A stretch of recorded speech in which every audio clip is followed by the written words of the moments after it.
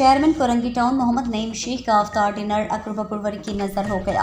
सहाफ़ी और पुलिस अफसरान को खजूर तक न मिल सकी, जबकि डिस्ट्रिक्ट कोरंगी प्रेस क्लब के सहाफ़ियों को दावत पर बुलाने के बावजूद बग़ैर वापस जाना पड़ा, जो चेयरमैन कोरंगी टाउन मोहम्मद नईम शेख के लिए शर्म का मकाम है। चेयरमैन कोरंगी टाउन मोहम्मद नईम शेख का पूरा अमला सूबी वज़रा की आवभगत में लगा रहा। डिस्ट्रिक्ट कोरंगी प्रेस क्लब के सदर रुस्तम अली जमाली का कहना है कि चेयरमैन कोरंगी टाउन मोहम्मद नईम शेख अपने गैर इखलाकी रवैये पर माफ़ी मांगे, वरना डिस्ट्रिक्ट कोरंगी प्रेस क्लब से वाबस्ता सहाफ़ी एहतजाज का हक महफूज रखते हैं।